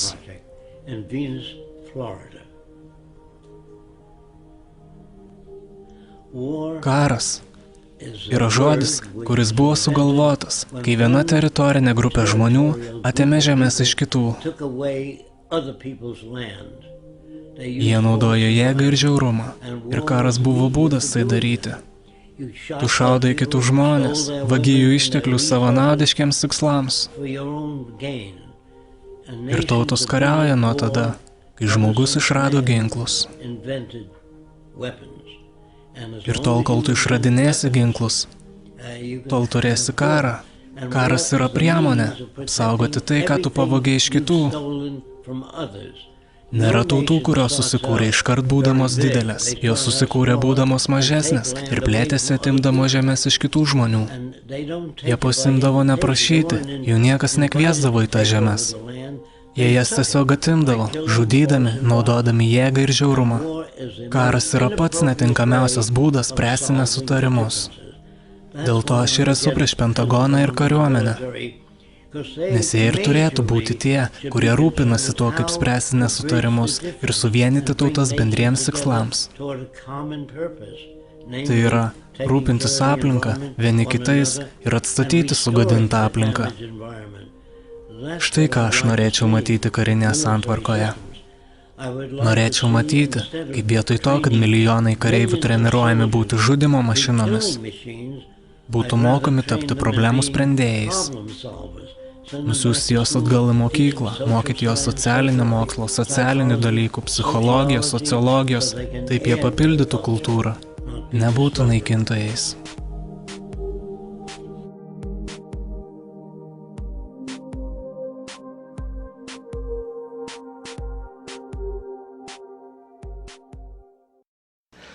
Buvo žmogus vardu Albertas Fišas. Nežinau, ar iš jūsų kas nors prisimenate jį.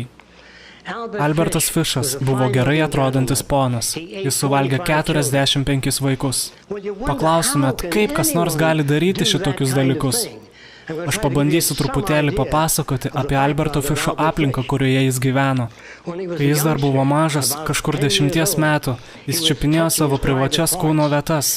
Jo mama nuo senų laikų buvo baptistė ir jam pasakė, tu eisi tiesiai į pragarą, degsi amžinai. Ir tas vaikas, Albertas Fišas, su adatomis susibadė savo genitalijas, nes jis nenorėjo degti pragare. Ir jis savo kiemo draugams nupjovė privačias kūno dalis, nes jis norėjo juos apsaugoti. Jeigu jūs augote iškreiptoje aplinkoje, kokioje mes gyvename ir šiandien, kiekvienas teisėjas, kuris trenkia plaktuku sakydamas 30 metų kalėjimo, yra ignorantas, nes jis neturi nemenkiausio supratimo apie veiksnius, kurie formuoja žmogaus elgesį. Veiksnius, kurie formuoja žmogaus elgesį. Formuoja žmogaus elgesį.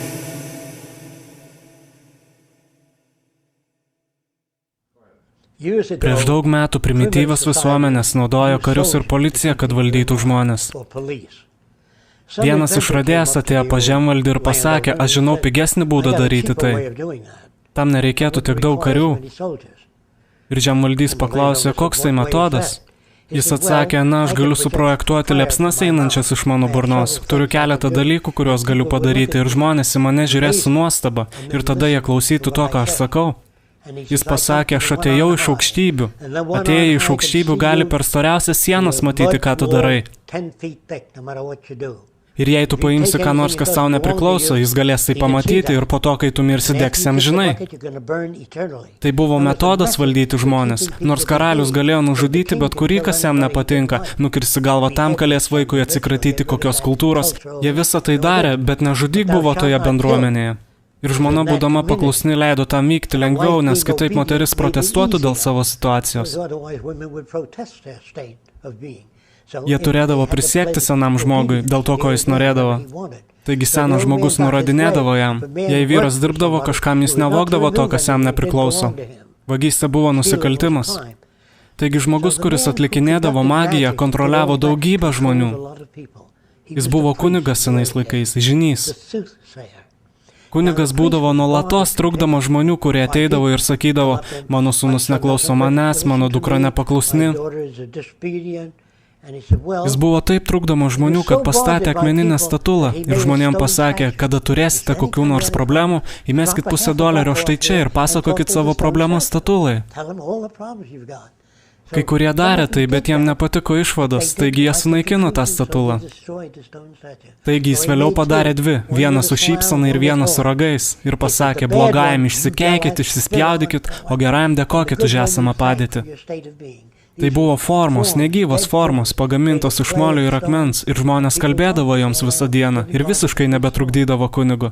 Šventikas galėjo veikti kažką kitą kur nors. Taigi štai kaip atsirado tos ikonos, įstatymai ir visos įmokos. Jėzus vaikščio ant vandens, žmogus vaikščio kosmose, mėnulyje. Taigi šį aspektą jūs galėtumėt naudoti, bet jis nebuvo dievybė. Jis nebuvo dar viena Dievo manifestacija. Nei kiti puikus mokytojai. Puikus mokytojai buvo puikus atsižvelgianti tai, kas egzistavo tuo metu.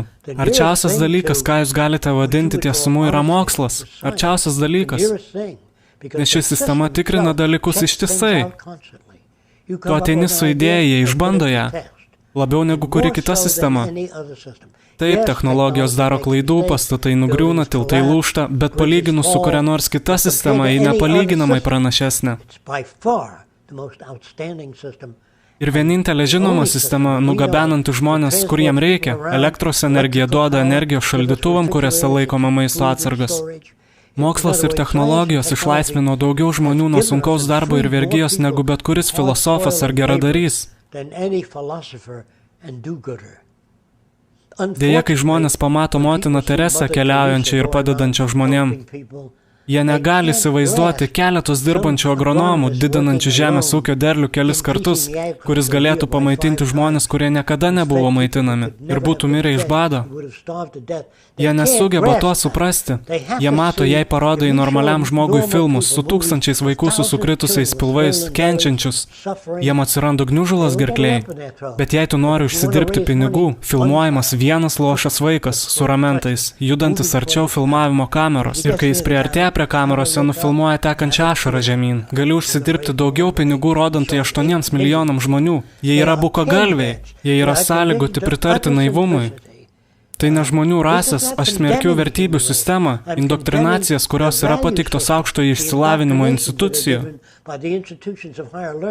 Jos net nėra aukštojo išsilavinimo institucijos, jos yra žalingo žmogaus vystymuisi.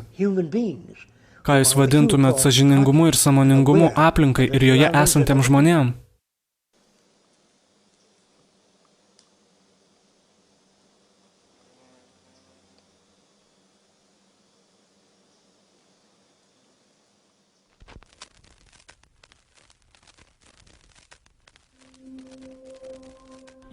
Aš esu Žakas Fresko, Veneros projekto įkūrėjas iš Floridos.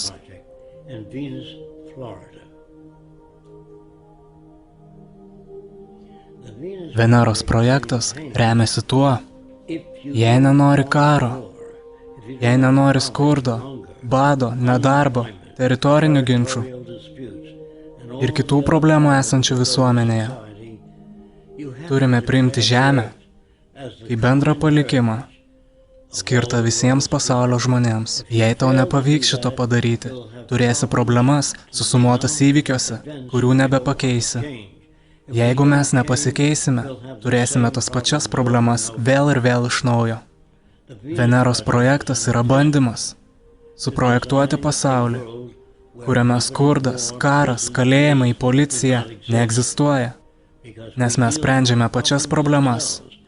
Veiksnius, kurie formuoja arogantišką elgesį, agresiją, visus dalykus, kurie paralyžuoja mūsų visuomenę ir užkerta kelią augimui.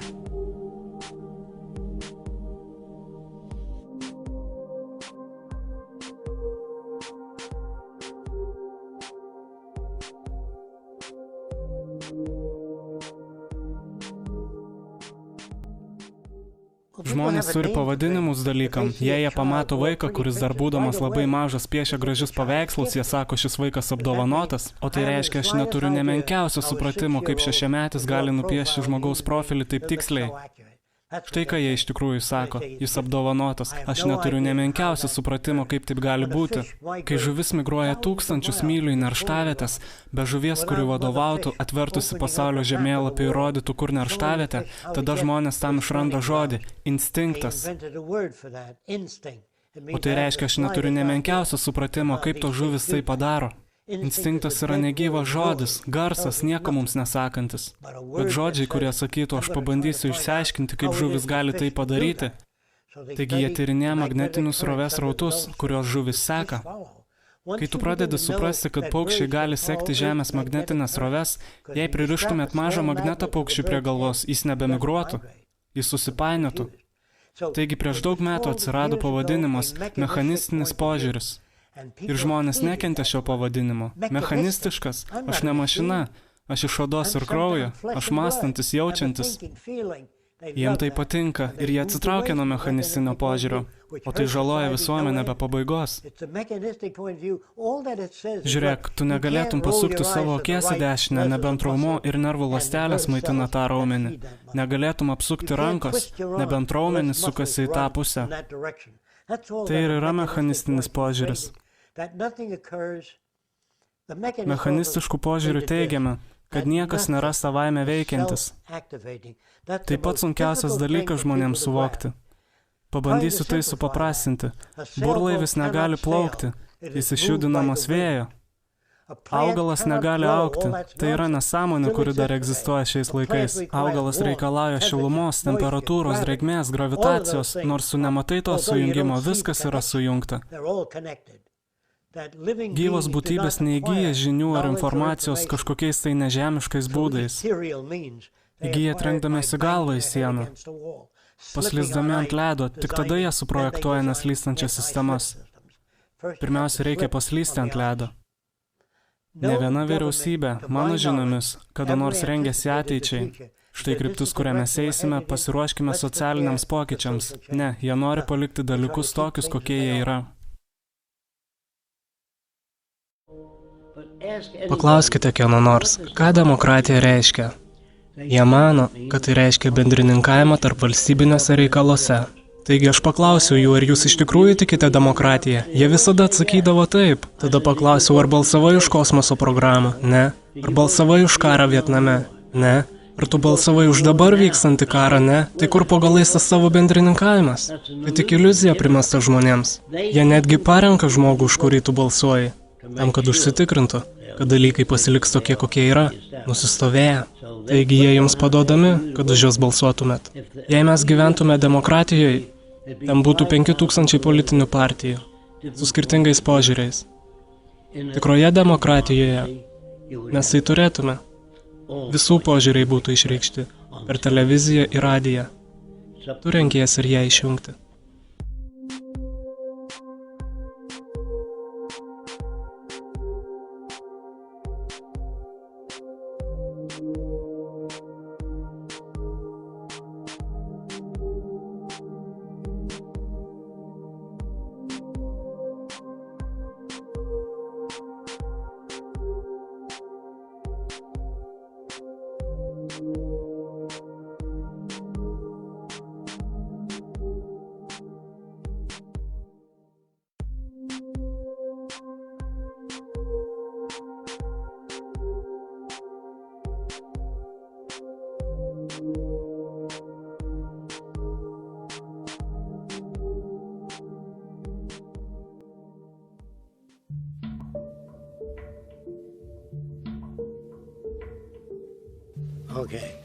Pasaulis, kuriame gyvenate, labai serga. Mes dar nesame civilizuoti. Tol, kol karo mašinos, karo filmai, patrankos priešais mokyklas, bombonešiai, karinės profesijos universitetuose, tai nėra civilizuota.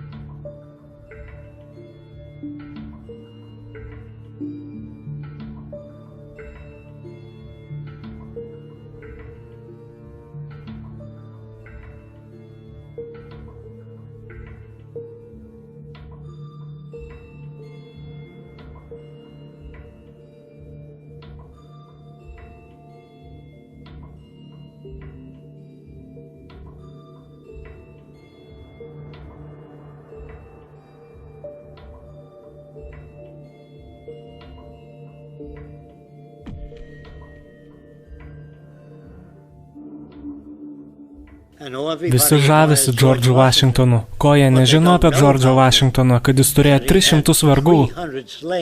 Kiek iš jūsų apie tai žinojot? Turėdamas 300 vergų, jis dabar būtų areštuotas ir ko neveikiamas.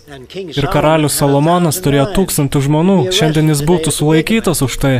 Trumanas, štai koks prezidentas Trumanas buvo kvailas. Oppenheimeris nuvyko pas jį ir pasakė, na dabar mes turime atominę bombą, gal geriau ją numeskim 30 mylių toliau, kad parodytume japonams, kad dabar turime siaubingą ginklą, geriau nemeskim jos ant miesto. Trumanas atsakė, išvykit jį lauk iš mano kabineto, jis net neleido jam kalbėti.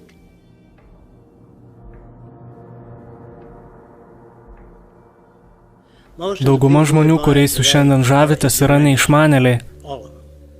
Vyras laksantis su kamoliu futbole, tas pats per tą patį. Tūkstančiai žmonių eina pasižiūrėti sporto. Na kasgi čia blogo? Nieko blogo, jeigu jūs užaugintas tokioje visuomenėje. Senovės Romoje žmonės susirinkdavo pasižiūrėti, kaip krikščionis sušeriami liūtams. Savaitę prieš tai liūtams nebuvo duodama ėsti, kad būtų didesnė pramoga. Tada jie nurengdavo krikščionis, kad turėtų dar didesnę pramogą. Ir vaikai sakydavo, tėvelė, ar galėsim ateiti ir kitą savaitę pasižiūrėti, kaip krikščionis sušeriami liūtams. Jie elgsiasi gerai, sūneli. Ar jo tėvas pakvaišęs? Ne. Ar kas nors netaip su vaiku? Ne. Tai normalu toje kultūroje. Kaip ir mes turim dvikovas, vyrai daužo vienas kitam galvą trankydami smegenis. Jie visi tampa protiškai nesveiki laikui bėgant, bet tai normalu šiai kultūrai. Dalykai, kurie tau yra išugdyti, kad patiktų filmų žvaigždės, telenovelės per televizorių, visa tai mėšlas. Ne vienas iš jų tavęs nieko neišmoko.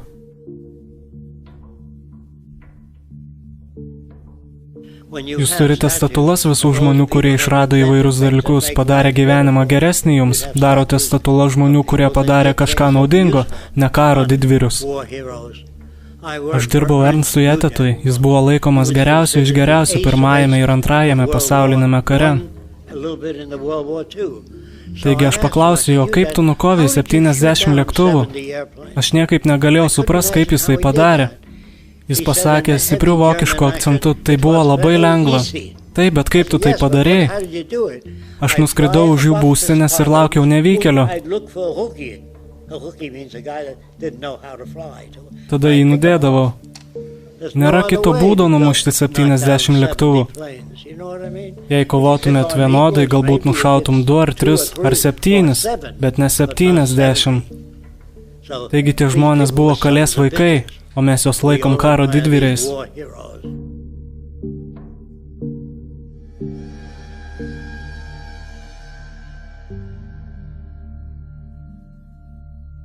Jei jūs būtumėt užaugintas Australijoje, sakytumėt, jei būtumėt užaugintas Amerikoje, neišsilavinusių žmonių aplinkoje, galbūt sakytumėt,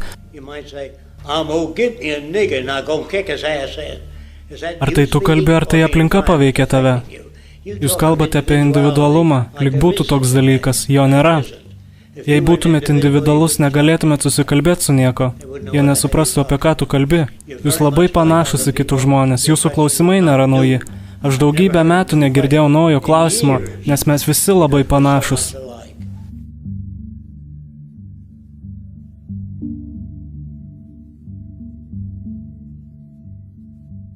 Visi ieško teisybės, nėra tokio dalyko. Visi teisėjai bus areštuojami ateityje, nes jie teisia žmonės nežinodami nieko, kas juos tokiais padarė. Ateityje mes suprasime, kas padaro žmonės tokiais, kokie jie yra. Ir atsikratysime visų sąlygų, kurios gamina nenormalų elgesį.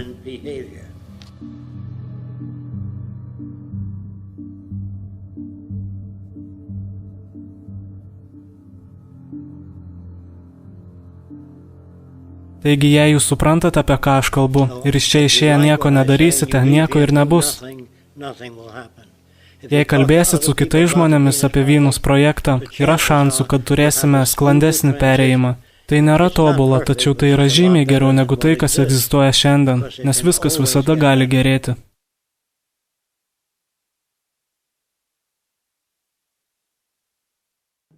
Teigiama, kad viskas turi pradžią. Sakoma, kad medžio pradžia sėkla. O iš kur jie žino, kad sėkla yra pradžia? Gal sėkla yra galutinis produktas? Mokykloje jums to nepasakoja. Jie turi jūs padaryti vienodus, kad galėtų jūs kontroliuoti.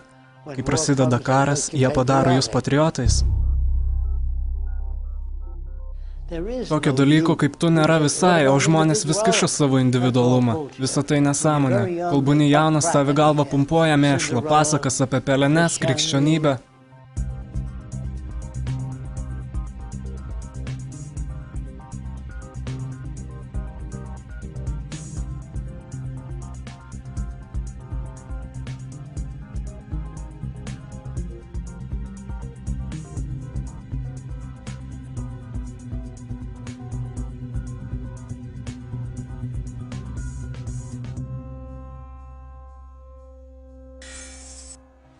Leiskit jums papasakoti apie kūdikius. Jie gali mokytis technologijų, elektronikos, agrokultūros. Vaikai gali mokytis bet ko taip pat greitai, kai pasako apie milžinus ir pupas. Pakeliui jis sutiko karvę, mumų pasakė karvę, baba pasakė vis. Pumpuojami vaikų galvas tokį mėšlą ir dar tikimės, kad jie užaugs normalus.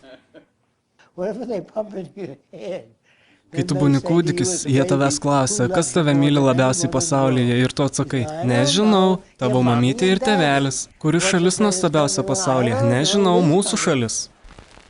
Kūrybingumas yra žinomo elementų sudėjimas unikaliu būdu. Aš bandau grąžinti jums tą smegenų dalį, kurią jūs praradote mokykloje. Bandau parodyti jums, kaip veikia pasaulis. Jeigu nori geresnio pasaulio, tai pakelk užpakalį ir padaryk jį tokiu.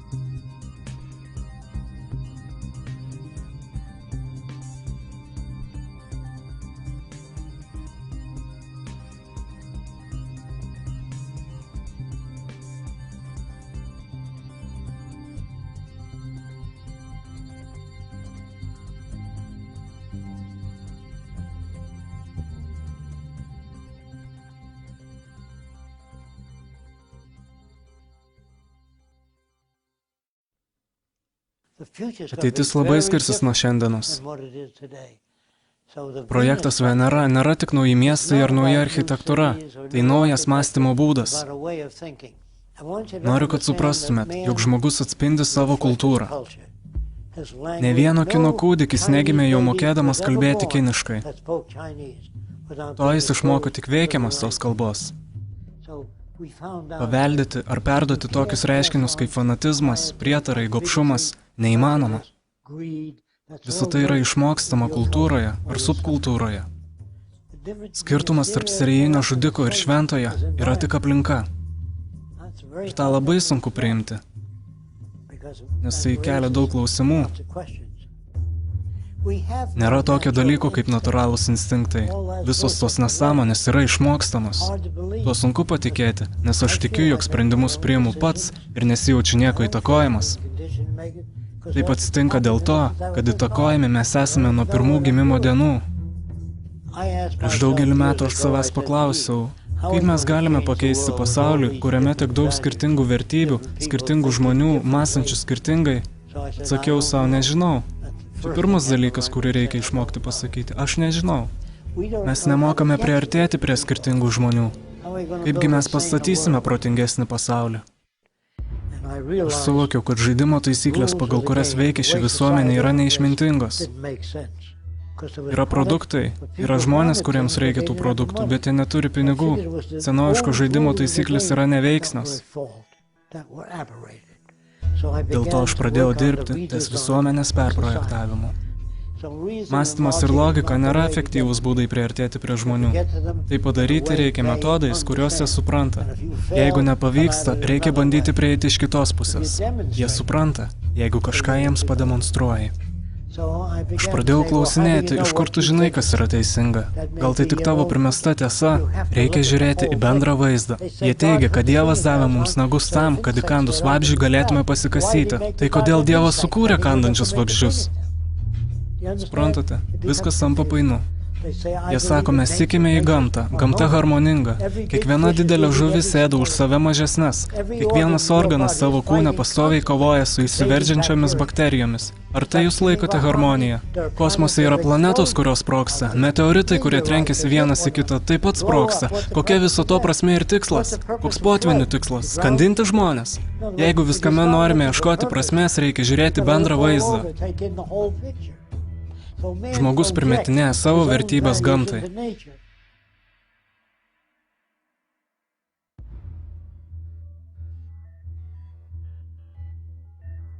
Monetarinėje sistemoje išlikti padoriu yra labai sudėtinga.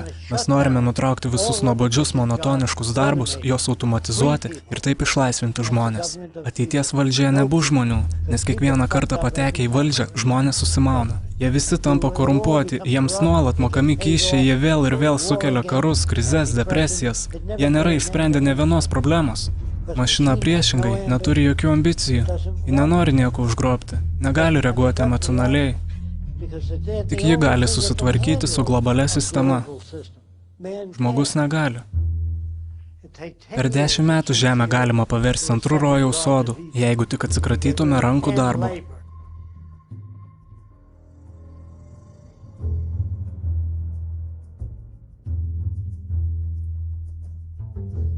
Politikai šneka tam, kad gautų palankumą. Mokslininkai, nepaisant to, jog visi tiki, kad Žemė plokščia, sako, jūs klystate.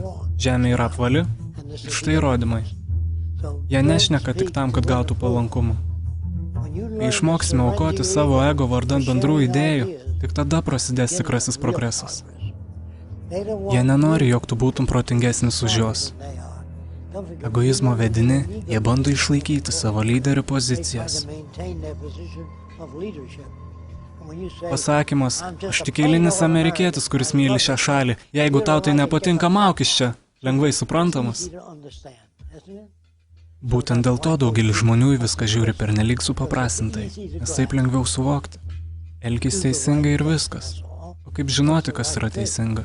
Man priekaištauja, kiekvieną kartą, kai užduodu klausimą, tu skaitai paskaitą. Aš nenoriu paskaitos, duok man atsakymą. Paprastų atsakymų nėra, tai per daug sudėtinga. Kodėl vieni žmonės dirba labai sunkiai, o kiti nedirba visai? Nes jie tinginiai. Aišku. Bet jeigu mes pažvelgsime giliau į dalykus, kurie prie to privedė, kodėl jis vengia darbo? Jeigu mes gilinsimės į esmę, į tuos veiksnius, kurie keičia žmonių elgesį, tai jau per daug sudėtinga.